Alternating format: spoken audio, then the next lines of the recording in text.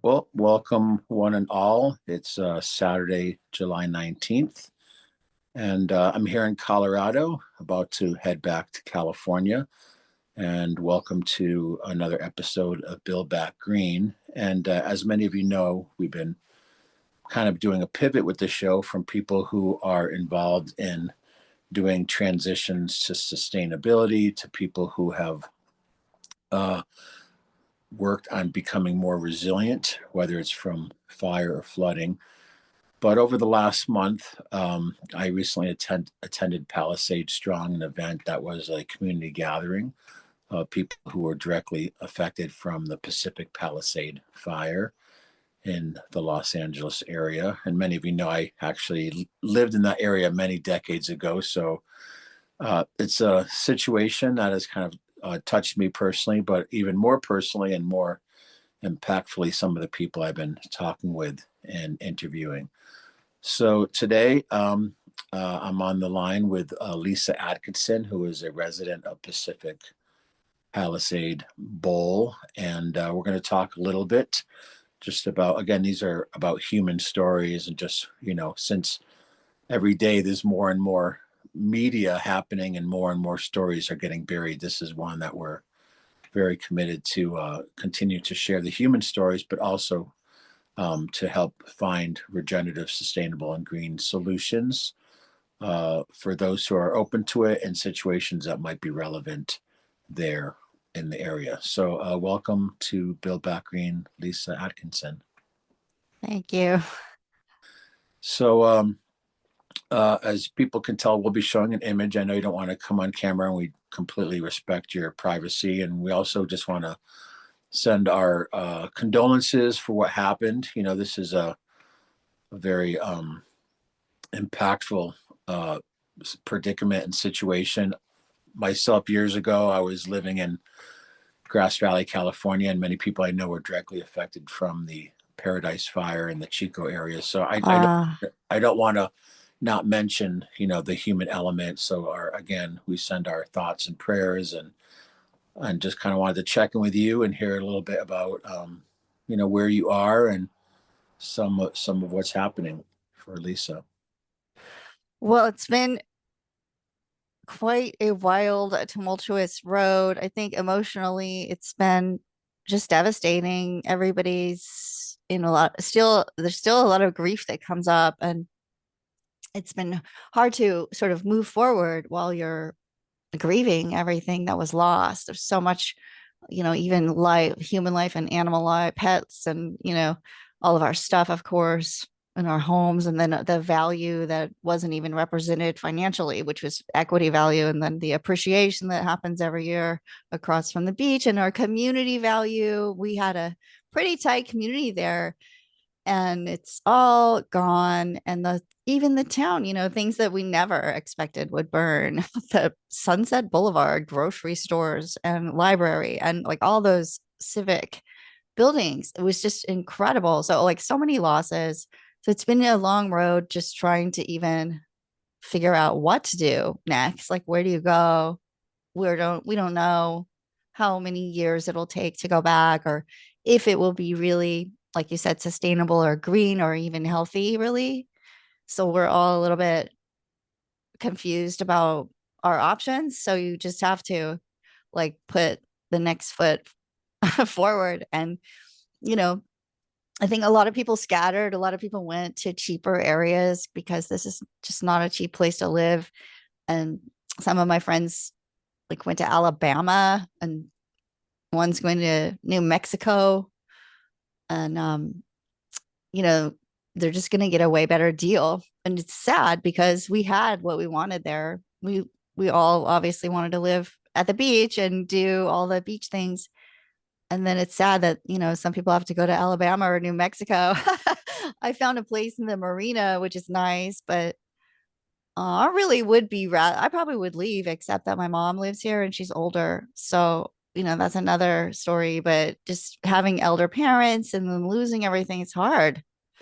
It's just Right. hard. I spoke with Rashi the other day. I guess he's in the Marina Del Rey area now. And so I just want to acknowledge, because sometimes in some of the work we do with what we call regenerative solutions or sustainability, people really do, and I want to emphasize this, fail to look at the human impact that happens when there's, these types of incidents, and whatever the reason, they might have started through human neglect or negligence, or through, like I know in Paradise, it was basically the PG&E was because of the power lines, um, or whatever might have caused these, you know, emphasized by potential drier climates or climate change and all these complex issues. People sometimes forget to look at, like you said, just the real human impact, and that's why I felt committed to do this series of interviews, because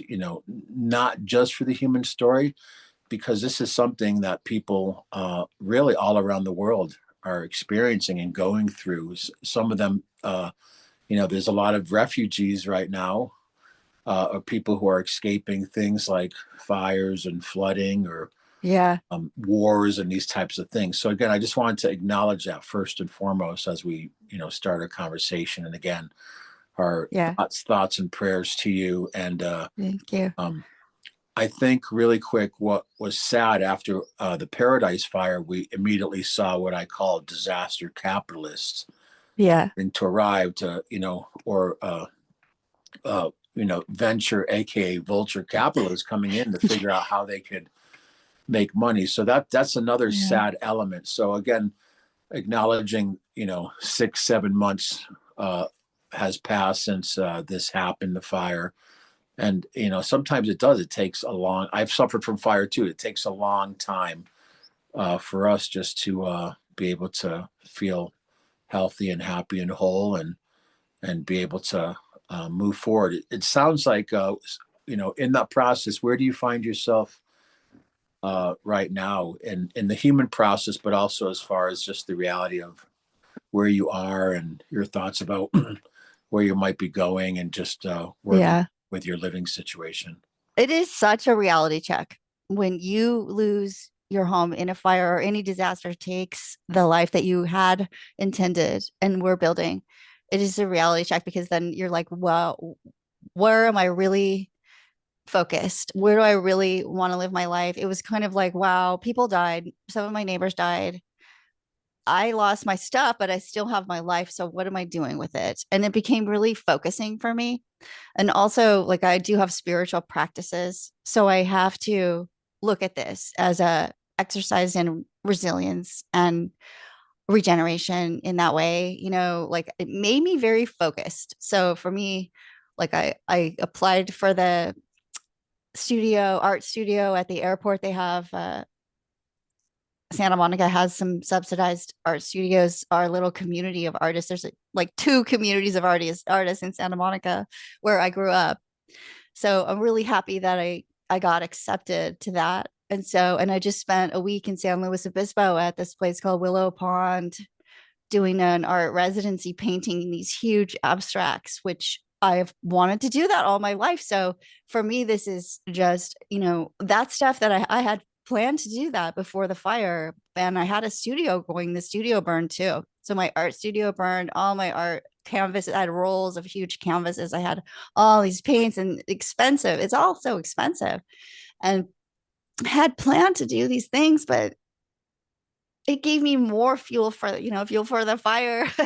um to really lit that fire under me. There's no more messing around. Like, I had a lot of other projects, like wrote some songs, and I've done a lot of other things, and books and poems. I've won poetry awards, and I've done a lot of creative things, but this was like, okay, what do you really want to do? Because like, life is not forever, you know so that's where I am.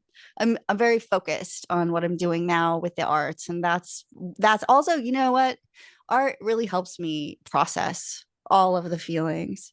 So, and the color, it just feeds my soul with joy. And so it's really helpful for me to be creative like this in this time, especially. So, and other people appreciate it too. And I feel like the feelings get transmitted as well. Sometimes with art, it can be healing for other people. And so that's where I'm at. I think for me, my mom said something better is going to come into your life now. And I just have to believe that that's happening. Well, it's So interesting, and yeah, again, personally. that you use the term resilience and regeneration. I know that's a term used sometimes in like the sustainability world, like Yeah. resilience against, again, fires and flooding and fire mitigation, all the things we do, food security, and a lot of that got exposed. I think during the pandemic when Yes. things were. I mean, what a time to kind of be with, as horrific and unfortunate as it was. It gave people a lot of time to slow down, stop, and kind of reevaluate their priorities in their life and what am I doing. So typically resilience and regeneration is taught, but what I do is with our organization Earthstock Foundation is we look at regeneration and sustainability as the environment and human beings. And like you were just saying, it's about human resilience. It's about our own process of regenerating ourselves. Yeah. I guess that old term is like the phoenix rising from the ashes, or Yeah. making lemonade out of a lemon. So again, as painful as it is, and like I said, I've had my own share of life changing disasters, but sometimes looking back in retrospect, because I'm also a musician, and years ago my studio burned and lost, hundreds of thousands of dollars of music equipment, and Oh, also films I was working on in oh, Cuba and Egypt, and oh no. yeah, so it was painful. But what I realized is looking back, it somehow I just believe that the universe, spirit, God, whatever people want to, Yeah. sent me on a different path that I might Yep. not have been on if that Yep. hadn't happened. So I want to commend you for having a very innovative, spiritual centric perception of what happened there. And I would say to you as an artist, obviously, you know, I know as a musician, sometimes those painful moments, those life changing moments, somehow weave their way into the music and into my Yeah. inspiration, and then hopefully that can be shared to help inspire others or lift others up, which is why we're, Exactly. and I'll talk about this at the end, this is why we're kind of doing the Earthstock Summit and festival in Santa Monica October 2nd through 5th. Oh, And we're cool. bringing artists together and musicians. We're bringing different people who are working with land-based sustainability. The big thing right now, and we'll talk about that a little bit at the end, I'd like to extend an invite to you. Thank you. Um, a big part of that is we're going to do that, and part of any funds raised, we're going to work on making a humble donation. We're looking at different organizations. I've spoke with people again from Palisade Strong, and there's also a resilience group there, but just trying to, Yeah. again, use art, music, and community as a way to, kind of be boots on the ground and bring some sort of healing solutions, and people helping people, neighbors helping neighbors, to be able to do at least something um, productive and meaningful. Because I feel, and I don't want to be political, we can't always count on government and civic leaders No. to kind of ride in on a white horse and fix everything and save everything. And I think There's more. almost nothing there from the government. Like for us, it was impossible to find anything from the government for in my experience too. I just want to take a second to explain that this was a completely chaotic response, disaster response, and of course they never anticipated anything like that happening in the Pacific Palisades, or that probably that we would really need it. But we also had Pasadena, the Eaton fire, and then there was a huge fires. There were three huge fires that day that decimated neighborhoods, and a lot of us really needed a lot of help, and it wasn't there. I just want to say, like, it was not there. When it was there, it popped up in dispersed neighborhoods. LA is huge. It could take 3 hours to drive from where I live to, wherever, Gardena or something, and where something was established to help us. But then it would be like a kit of toothbrush, and like also it was like the same thing at this different, like blankets and water and like the basics, which we did need the basics, but we needed so much more, and it just really wasn't. It really was not there. I'm just saying it wasn't there. There was a little bit of money under $10,000. It was like $6,000, I think, for a single person's household. If you're living in LA, $6,000 is not even going to help support you for a month where I live. That's not even a month. It's been 7 months now, and I'm just figuring out, you know, my situation. So it was really not helpful. Okay, the government's not helpful. It's not going to come from the government, at least not for somebody in my situation. Maybe if I didn't have anything and I was on the street, it would have been more helpful for Well, me. it shouldn't have to be that drastic to get the support that you need. And I will say it's been unfortunate timing. Again, not to get into politics, but kind of the battle between California government and governor with the current administration at the White House, and then the defunding of FEMA. I know people actually that were um, just probably over a year ago were in the Asheville hurricane who still have, down trees. People are still getting electricity and services back. Some roads are still impassable, but we did a Build Back Green Asheville project, and all we could do is kind of bring in, we have this technology for handheld Wi-Fi, so at least people can communicate using Yeah. Wi-Fi. But even now, it's like there's still a complete absence. And then, of course, just 2 weeks ago, the flooding in Texas. So, part of me Yeah. wanting to do this show is to try to inspire people and a sense of compassion and collaboration, because we all have to, it's like neighbors helping neighbors. We all have to kind of work together and support each other. I think the way things are going, Yeah. we can't count on things No, we might have counted on in the past.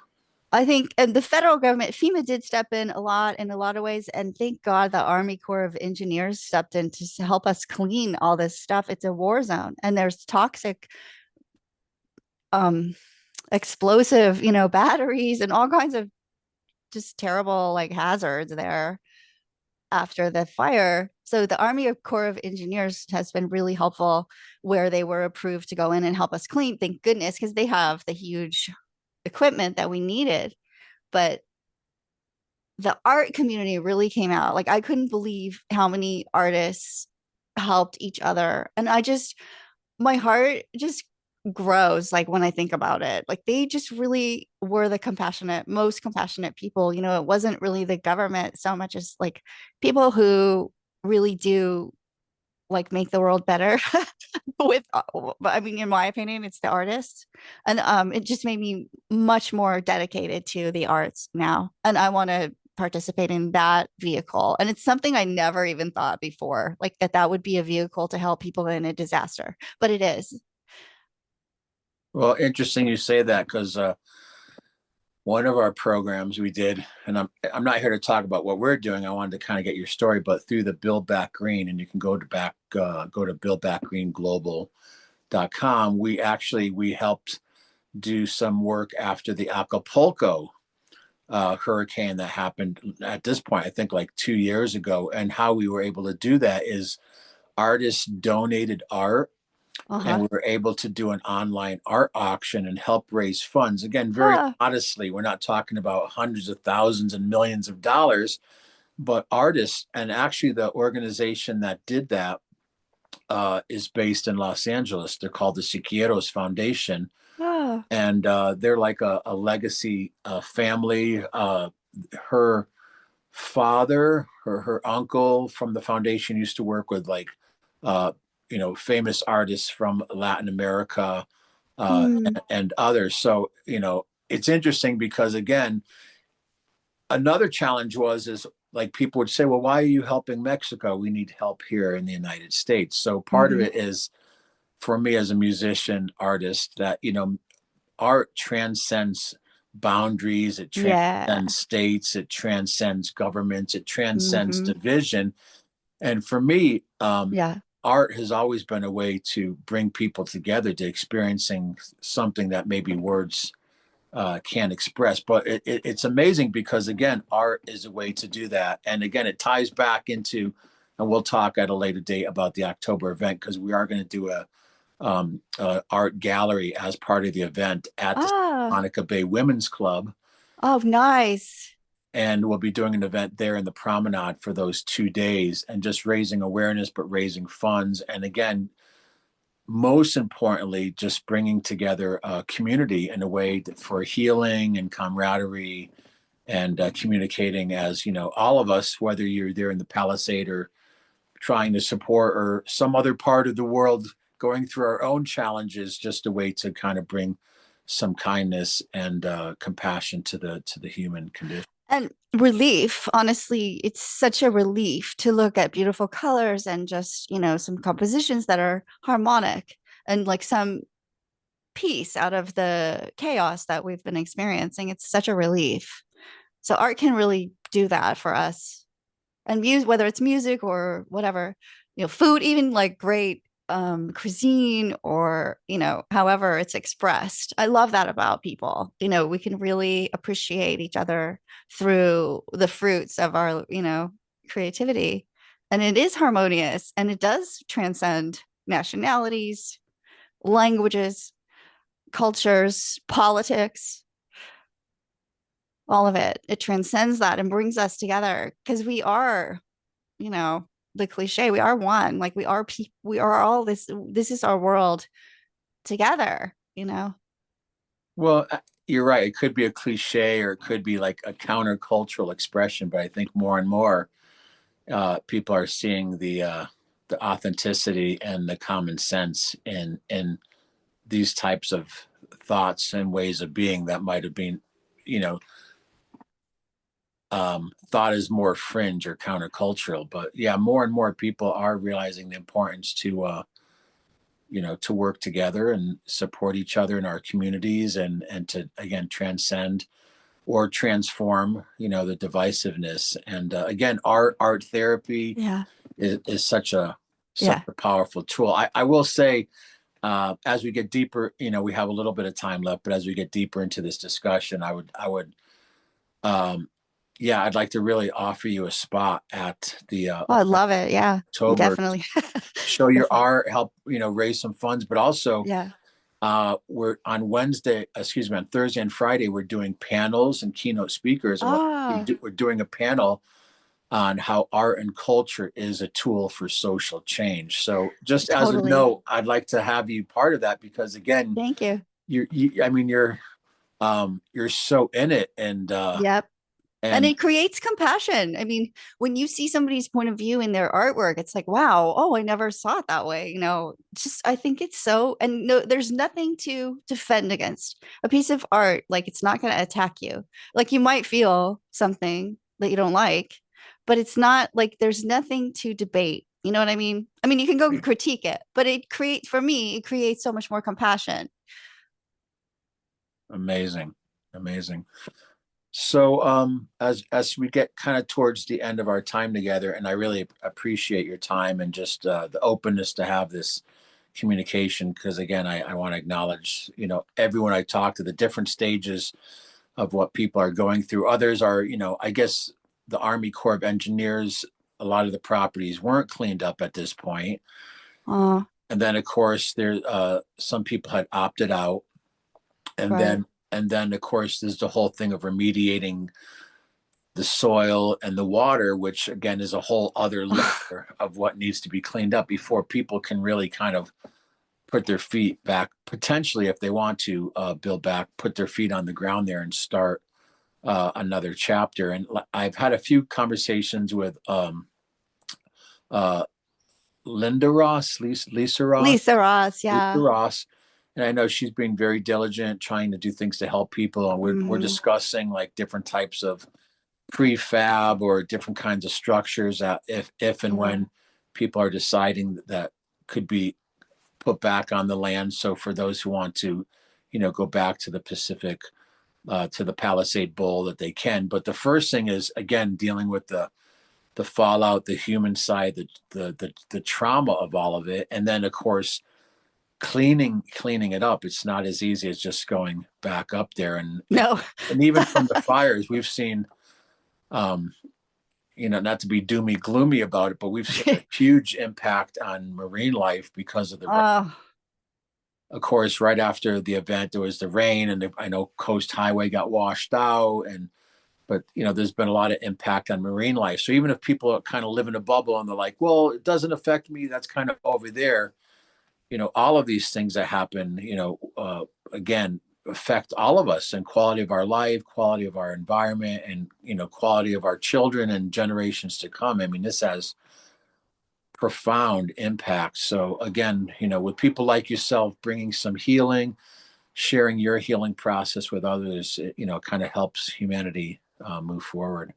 That's a huge discussion, the marine biology aspect and the, fish, we eat the fish. Okay. So at least, at least there's that. People understand that they can benefit from algae and spirulina and fish and all kinds of things from the ocean. Also, it generates oxygen for us to breathe, like the plankton. And there's so many things that the ocean does that people don't even think about, like biologically in the ecosystem.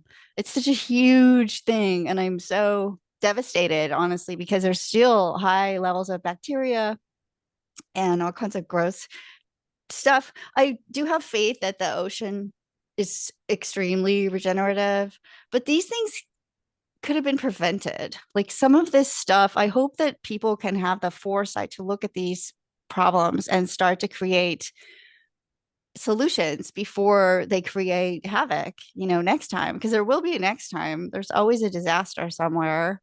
Maybe not this here, but somewhere. So I Yeah, just hope right, people right. can learn, and Absolutely. progress. Can we Well, evolve a little bit, please?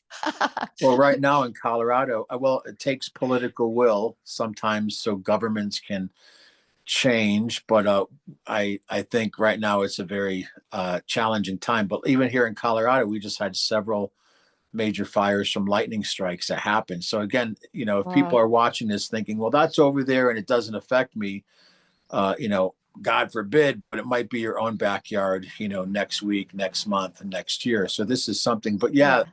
when I was involved, a friend of mine, Matt Trum, does a restoration camp. He worked specifically in fundraise and did a lot of incredible work in uh, after the Paradise Fire.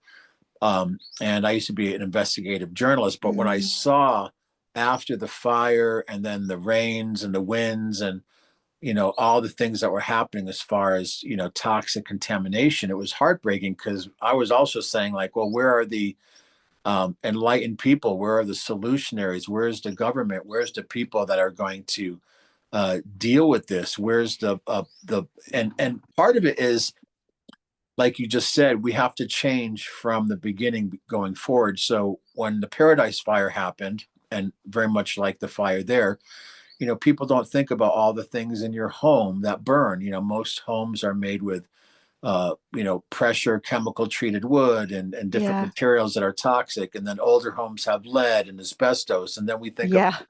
household cleaning products. And then we think about garden and land care products Uh, that we have that are also toxic. And then the cars, and like you said, the rubbers of the tires and the all the stuff. And then one of the big things I know in the fires that happen now are all the electric cars and lithium batteries. If they don't burn, and when they burn at thousands of degrees hot, yeah. that a lot of them become explosive and very dangerous. Yeah.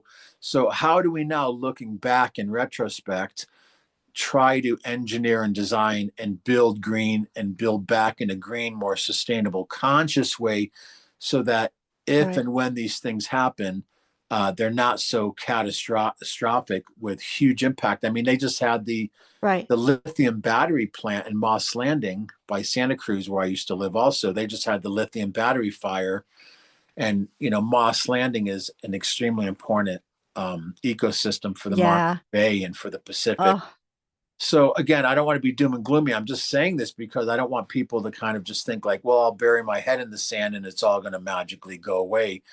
We well, really have.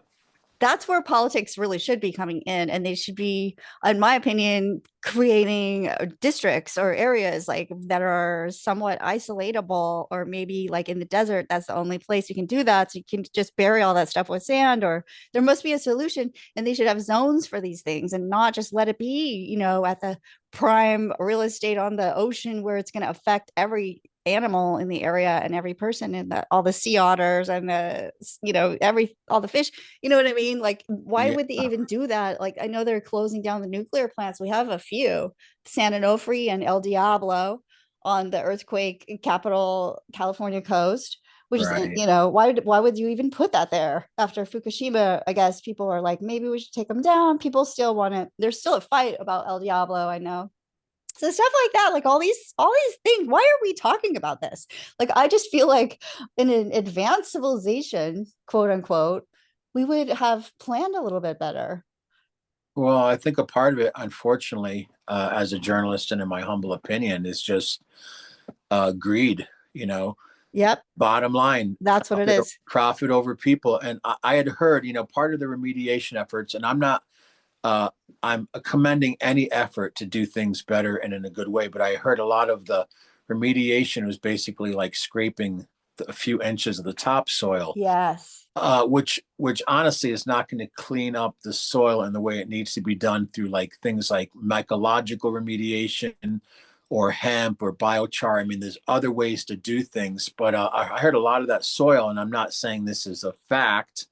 Disclaimer that I heard a lot of it was just dumped at a location out by Calabasas. Oh, great. I used to So, live in Calabasas and I moved from there because of the Woolsey fire and the Thomas. I watched houses exploding across the valley. And then I moved to the, and I thought, this is a dangerous area, it's so dry. And then Palisades burned down. So that was funny. and, It's kind of and, ironic. But and that part is of it, not a good area for all that stuff either. There's a lot of people who live there and kids go to school. There's a really famous private school, at least one. It's Calabasas is very populated.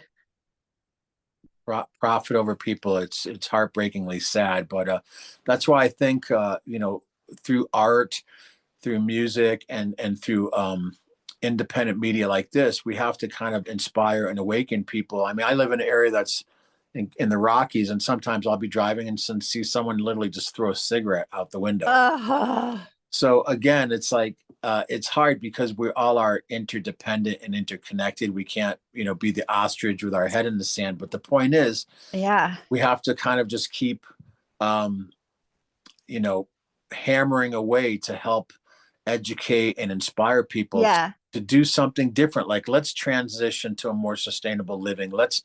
And even if we don't have a wildfire or a flood, I mean, I'm not even talking about what was generated during the floods in Texas, all of those different, where I happen to live when the fire happened years ago in Nevada County, we had mines there. So, of course, when the fires came through, a lot of the open pit mines burned, and then you have Mm, mercury. So, again, I'm saying yeah. this not to be doom and gloomy. I'm just saying this because we need to be really coherent and have, understanding of how we're living, and it's not sustainable, and there's implications and ramifications, and how can we do things Hmm. differently, even if it starts with our own self, our own body care products, our own products in our homes, how we build the materials that we build with. And also a big one is Hmm. like the idea of, like you said, bioregionalism, watersheds, creating Yeah. microgrids so that when a power line goes down in the system,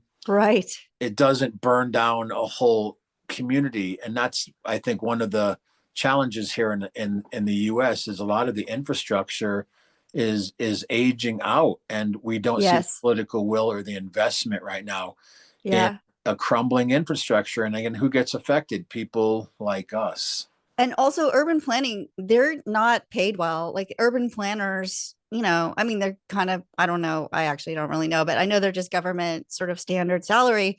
And that is not going to attract the smartest people, I think. I just feel like we're not really appreciating the importance and value of urban planning, and we really should. And also, as far as education goes, like this is, if some farm guy in Iowa or Colorado throws a cigarette out the window, like, is that preventable by education? I don't know if it is or not, but if it was, like, let's educate more people. you know Right. Or at least drive by them and honk and give them a mean face. yeah, we all need like a mean face on a stick, like, don't do that. But not in LA because everyone or has a gun in something their car. worse. uh, but you're right. It really goes back to urban planning. I will say, and again, I always avoid getting too political. I like to just bring facts out, but a lot of it is, up in Northern California, where I used to live up until the pandemic. Yeah. Um, that I have 10 acres of property, and I did a tiny house, a straw bale house, and I did Nice. stucco. It was fireproof. And since then, I've had nothing but chronic headaches with the county. Oh, A big part of California's problem is, which in some ways there's good elements about so much oversight and yeah. way policies are created to protect environment, but it's also in some ways it becomes really unrealistic. So there's kind Yeah. of what I would call like the building cartel, developer cartel, that they want to go big. That even right now with Gavin Newsom and LA Oh, 2.0, yeah. he's talking about smart cities. No, it's There- such a bad. All those Newsom plans are scaring the hell out of me. I have to say, like he has a low income convict requirement, like that you had to spend time in jail. Like, what are we getting? We're gonna have like a serial killer murder recovery housing in the Palisades now, or something like that. I don't understand what's going on.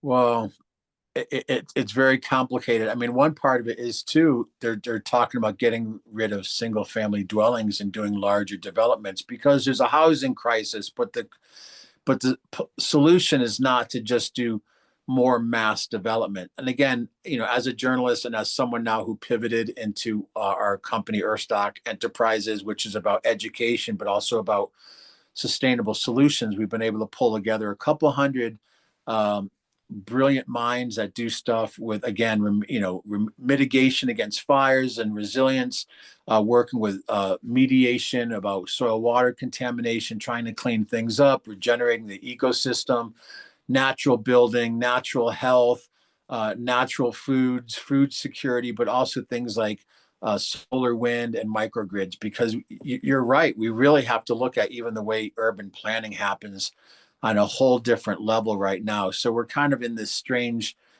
I call it going from like the old paradigm to like the new paradigm or the new earth, where there's a new design. We have to Yeah. really be more regenerative and sustainable. Uh, Yeah, you that know, is so valuable. Like if you could get somehow how make like a magnet for the people that would be interested in doing that, and like some people like maybe Elon Musk, or like people with a lot of money, right, who are interested in progress, but like in a wholesome way. Like this could really make everybody's life better. And I think about the children, and there's so many amazing kids, and they could have such a better life if we can get this together. Well, on that note, October 2nd, 3rd, 4th, and 5th, Earthstock lands in Santa Monica. Okay. We're already working with the sustainability department of Santa Monica College and the city. We're going to be doing something at the Women's Club and on the Yeah. promenade.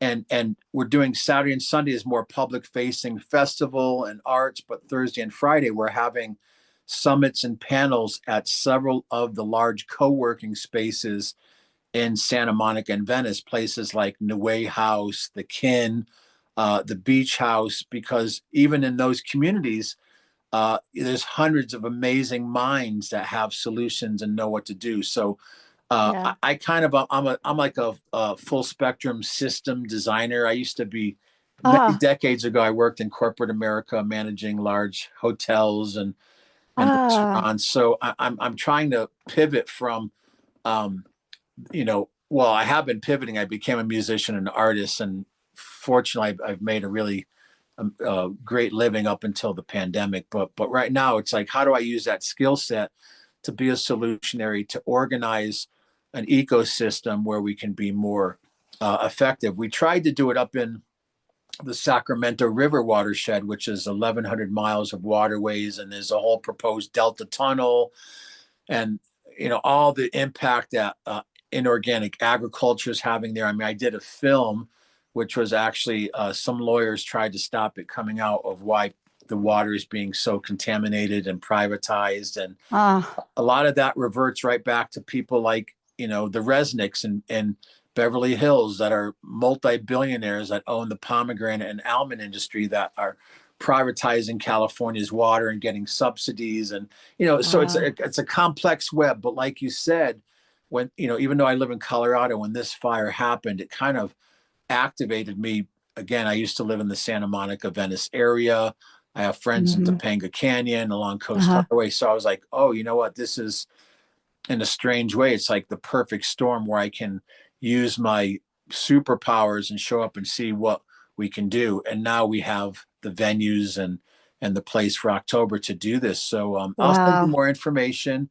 But so before we finish, I don't like to go on too long. We're also in an age of people are busy, and sometimes we have only a certain amount of time for media consumption. But before we finish, do you have any last thoughts? And you're safe now. You're in a location. You're figuring out kind of what to do from here. Yeah, the bottom line is like I'm alive and I didn't get, lung poisoning or like scar, third degree burns or whatever. Everything is for me. I got out of there. I didn't want to die in a fire. I don't want to experience flames. So when they said leave now, I did and helped my neighbors and I got out of there. So like that is if I have my life and my health and I can move myself around, that's the main thing, right? And we can build again.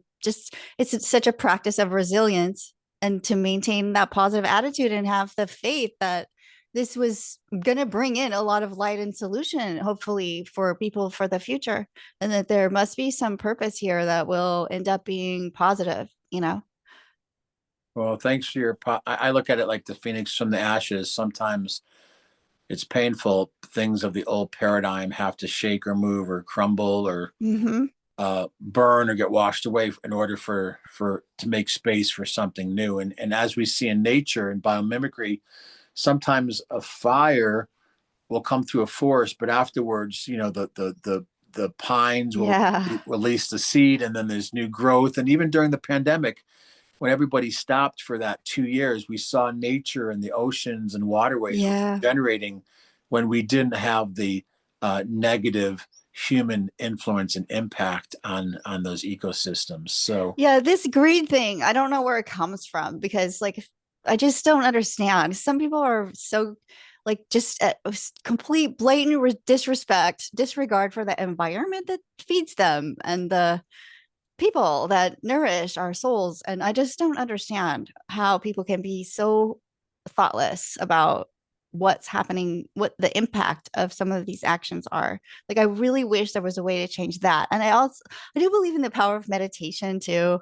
Maybe that's something, that could help like raise the consciousness of everyone because yeah. I don't understand how people can be so thoughtless and reckless with urban planning, etc. Right. Well, it's interesting. I'm going to be in LA the 24th to the 29th. I'm actually going to be doing some events, including a Monday evening get together for the Earthstock event. But while I'm there, I just saw that there is a group doing a mass meditation event. Oh, good. I'll help elevate and raise the consciousness and the vibe, the frequency, let's say, Yes. of LA and for some of the community there. So, there are solutions, there are solution areas. I think just to get to the end here, a lot of times when people have that, a lot of people are coming from trauma. They're coming from an ancestral legacy of abuse, of not being taught right, of basically ignorance about the environment. And Yep.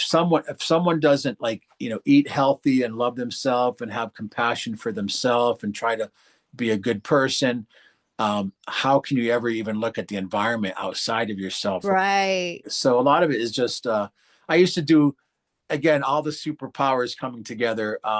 I used to do a lot of holistic lifestyle coaching, and it's like we kind of live in this age where people just want a pill and a quick fix. They want to drive through Yeah. wellness. They don't want to do the work. Yes. And right now, I see what a lot of the stuff happening in the world, whatever it is. I mean, look at other parts of the world. People are dealing with famine and drought and war, and Yeah. it's like we have to do the work to get to our that sovereign responsibility of being the best person we can do and actually Yeah. contributing to the human condition. And then Yeah. you have the elites of the world, like the World Economic Forum and people like Schwab and others who think that the majority of humanity are just useless eaters. So Well, and that's disgusting.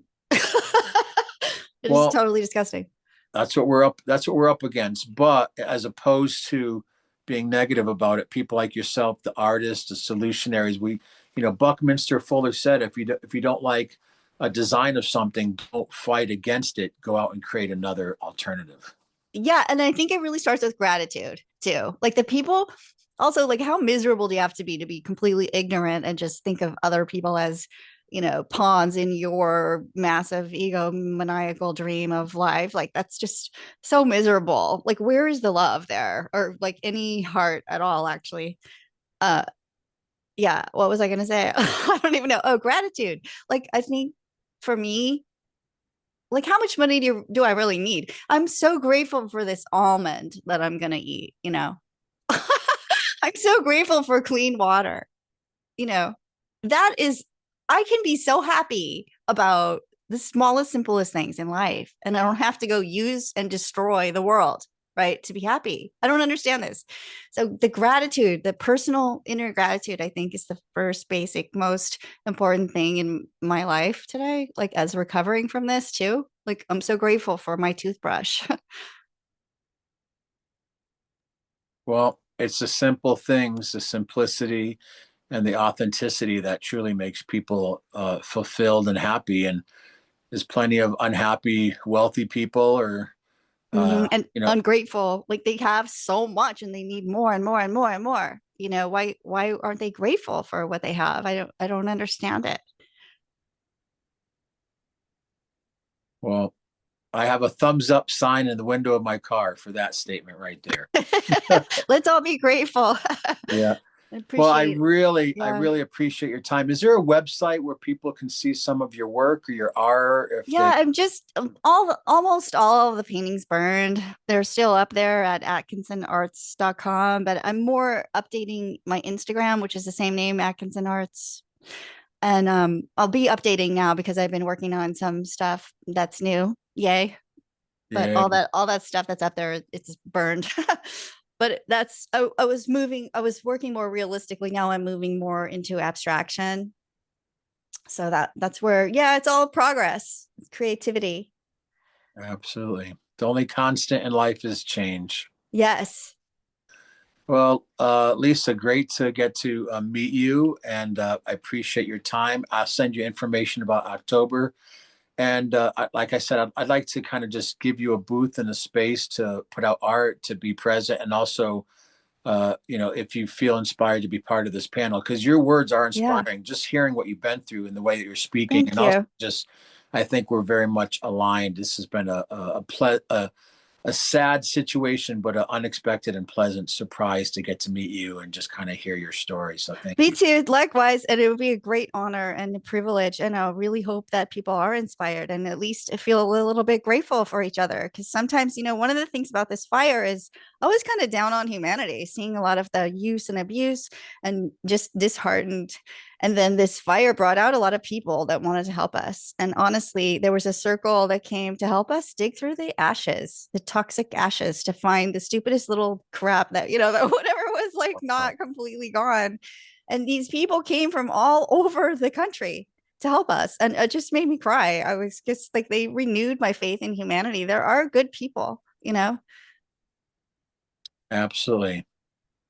Well, thank you for your time, and we'll be communicating more. And I want to thank everyone for just taking a little bit of your time and sacred space to watch the video, and hopefully you feel inspired from our conversation today. Thanks for Okay. watching another Build Back Green. Be regenerative, be resilient, and be kind.